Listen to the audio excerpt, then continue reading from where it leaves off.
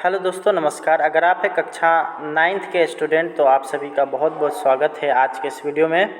आज हम लोग बात कर रहे हैं कक्षा 9th के जो राष्ट्रभाषा सब्जेक्ट है उसके विषय में। जो बच्चे उर्दू लेते हैं या फिर मैथिली लेते हैं उनके लिए यह राष्ट्रभाषा पेपर है। तो आप लोगों का बहुत बहुत स्वागत है। इस वीडियो को अंत तक देखिए, सारा आप लोग का पेपर यहीं से रहने वाला है। तो चलिए स्टार्ट कर लेते हैं। पहला नंबर क्वेश्चन की तरफ बढ़ने से पहले हम लोग देख लेते हैं कि इसका किस तरह से क्वेश्चन पूछा जाता है। तो ऑब्जेक्टिव की बात किया जाए तो 60 ऑब्जेक्टिव हैं जिसमें से आपको 50 का आंसर करना रहेगा।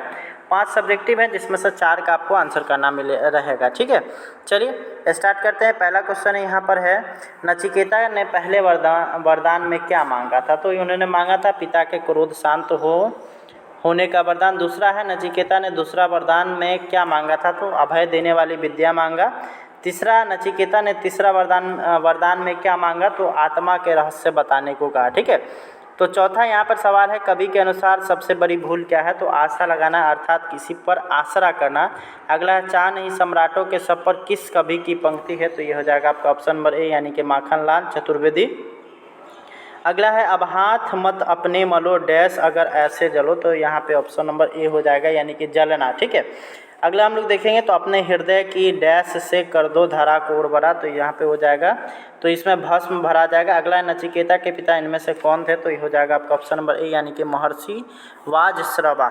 अगला यहाँ पर है 23 अप्रैल को बिहारवासी किस रूप में मनाते हैं?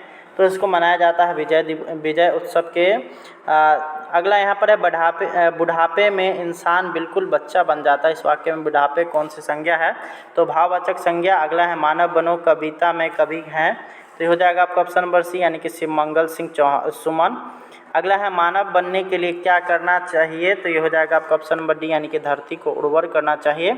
अगला है, मानव की सबसे बड़ी भूल क्या है? तो ये हो जाएगा आपका ऑप्शन नंबर सी यानी कि किसी का आसरा करना।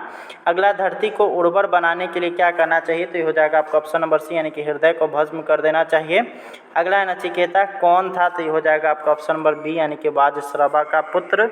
अगला हम लोग देखेंगे, तो यहाँ पर है, नचिकेता के पिता से क्या चाहते थे? तो ये हो जाएगा आपका ऑप्शन नंबर सी, अपने प्रिय वस्तु को दान में दे। अगला हम लोग देखेंगे, तो यमराज ने नचिकेता को कितने वरदान दिए? तो हो जाएगा ऑप्शन नंबर सी यानी कि 3। अगला है, नचिकेता का नाम किस रूप में अमर हुआ? तो ये हो जाएगा आपका ऑप्शन नंबर ए यानी कि महादानी के रूप में। अगला यहाँ पर है, पुष्प की अभिलाषा के कवि कौन है? तो हो जाएगा ऑप्शन नंबर बी यानी कि माखनलाल चतुर्वेदी।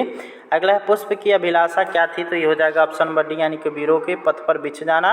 अगला है, पुष्प अपनी अभिलाषा किससे कहता है? तो ये हो जाएगा ऑप्शन नंबर ए यानी कि वनमाली से। अगला है, वीर कहाँ शीश चढ़ाते हैं? तो हो जाएगा ऑप्शन नंबर डी यानी कि मातृभूमि पर। अगला है, कुंवर सिंह का जन्म कहाँ हुआ था? तो ऑप्शन नंबर डी यानी कि जगदीशपुर। अगला है, कुंवर सिंह ने अपनी बाह किसको अर्पित कर दी? तो ये हो जाएगा ऑप्शन नंबर ए यानी कि गंगा को। अगला है, वीर कुंवर सिंह कब रियासत की जिम्मेदारी संभाली? तो 1857 यानी ऑप्शन नंबर बी को। अगला हम लोग देखेंगे, तो यहाँ पर अगला आता है, वीर कुंवर सिंह आरा पर कब विजय प्राप्त किया? तो इसमें जो आपको जो दिया गया है ऑप्शन एक भी ऑप्शन सही नहीं है। यहाँ पे होना चाहिए था 23 अप्रैल, तो यहाँ पे सही होता। अगला हम लोग देखेंगे, गंगा स्तुति में किसका वर्णन है? तो गंगा का। अगला हम लोग देखेंगे, तो कवि से कौन सा अपराध हो गया? तो ऑप्शन नंबर सी यानी कि पैरों से गंगा का स्पर्श हो गया है। अगला है, गंगा स्तुति के कवि का क्या नाम है? तो ये हो जाएगा ऑप्शन नंबर ए यानी कि विद्यापति। अगला है, कवि कर जोड़ कर किससे प्रार्थना करता है? तो हो जाएगा आपका ऑप्शन नंबर डी यानी कि विमल तरंगों से। अगला है, दानी पेड़ के लेखक कौन है? तो इसमें आपका एक भी यहाँ पे ऑप्शन सही नहीं है, इसका टॉलस्टॉय हो जाएगा, तो इसमें एक भी नहीं है। अगला है, दानी पेड़ किसको प्यार करता है? तो ऑप्शन नंबर ए यानी कि बालक को। अगला है, बूढ़ा पेड़ क्या चाहता था? तो ये हो जाएगा आपका ऑप्शन नंबर सी यानी कि मुझसे सबका कल्याण हो। अगला है, अंत में पेड़ ने बूढ़े से क्या कहा? तो ये हो जाएगा ऑप्शन नंबर डी यानी कि मेरे ठूंढ पर शांति से बैठो। अगला है, लेखक को साइकिल सीखने की इच्छा क्यों जगी? तो ऑप्शन नंबर इसका डी हो जाएगा, लेखक के लड़के ने चुपके से साइकिल चलाना सीख लिया था, तब जाकर के उनके अंदर साइकिल सीखने की इच्छा जगी। अगला है, साइकिल सीखने के पीछे लेखक का उद्देश्य क्या था? तो ऑप्शन नंबर ए हो जाएगा इसका, साइकिल चला करके सबको चकित कर देना। अगला है, लेखक ने प्रशिक्षक खोजने की जिम्मेवारी किसको दी? तो ये हो जाएगा ऑप्शन नंबर सी यानी कि तिवारी जी को। अगला है, लेखक ने जम्बक किस लिए ख़रीदा, तो ये हो जाएगा आपका ऑप्शन नंबर ए यानी कि चोट लगने पर मालिश करने के लिए। अगला हम लोग देखेंगे तो दुर्घटना के समय टांगे पर कौन बैठा हुआ था, तो ये हो जाएगा ऑप्शन नंबर सी यानी कि लेखक की पत्नी। अगला यहाँ पर है अब्दुल कलाम का जन्म कहाँ हुआ था, तो ऑप्शन नंबर सी यानी कि तमिलनाडु के रामेश्वरम में। अगला है कलाम के बचपन के कितने मित्र थे, तो ऑप्शन नंबर बी हो जाएगा यानी कि 3। अगला यहाँ पर है रामानंद कौन थे, तो ये हो जाएगा ऑप्शन नंबर ए यानी कि कलाम का मित्र। अगला है रामानंद के पिता क्या थे, तो रामानंद के जो पिता थे वो थे मंदिर में पुजारी। अगला है रामानंद के पिता ने किसको बुलाया था, तो कलाम को। अगला है अश्रु का क्या अर्थ होता है, तो अश्रु का अर्थ होता है आंसू, यानी ऑप्शन नंबर ए हो जाएगा। अगला है फैलाना का विपरीतार्थक क्या होगा, तो ये हो जाएगा ऑप्शन नंबर ए यानी कि सिकोड़ना।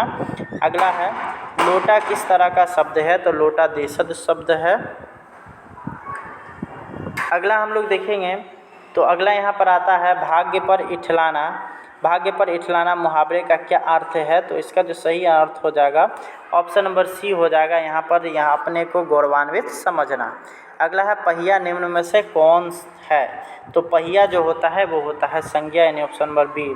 अगला है पुरस्कार का संधि विच्छेद निम्न में से कौन होगा, तो इसका आपका हो जाएगा पुरःजोरकार, यानी कि ऑप्शन नंबर सी। नेक्स्ट आगे की तरफ हम लोग देखेंगे तो अगला यहाँ पर है गौशाला किस समास का उदाहरण है, तो गौशाला है तत्पुरुष समास का उदाहरण। नेक्स्ट अगला हम लोग देखेंगे नेतन्य का प्रयोग किस क्रिया के साथ होता है, तो ऑप्शन नंबर बी हो जाएगा सकर्मक क्रिया के साथ। अगला है नदी किस लिंग का उदाहरण है, तो नदी जो है वो स्त्रीलिंग का उदाहरण है। अगला है जिसको आने की तिथि मालूम न हो उसके लिए एक शब्द क्या हो जाएगा, तो अतिथि। अगला हम लोग देखेंगे तो शिव का स्त्रीलिंग रूप क्या होगा, तो शिवा, यानी ऑप्शन नंबर बी। अगला है आगत का विपरीतार्थक शब्द क्या हो जाएगा, तो ये हो जाएगा विगत। अगला है सुंदरता किस तरह का शब्द है, तो ऑप्शन नंबर बी हो जाएगा यानी कि गुणवाचक विशेषण। अगला यहाँ पर है पृथ्वी का पर्यायवाची शब्द कौन सा होगा, तो इसमें जो दिया गया है उसमें मही हो जाएगा। अगला है स का उच्चारण स्थान क्या है, तो स ओष्ठ से उच्चारण होता है। अगला है के लिए किस कारक की विभक्ति है, तो ये है संप्रदान कारक की विभक्ति है। तो ये यहाँ पर आप लोग के लिए ये इतना 60 क्वेश्चन है, जिसमें से आप लोग को मात्र 50 का आंसर करना है। यह केवल प्रैक्टिस सेट है, आप लोग को प्रैक्टिस के लिए यह वीडियो डाला जा रहा है।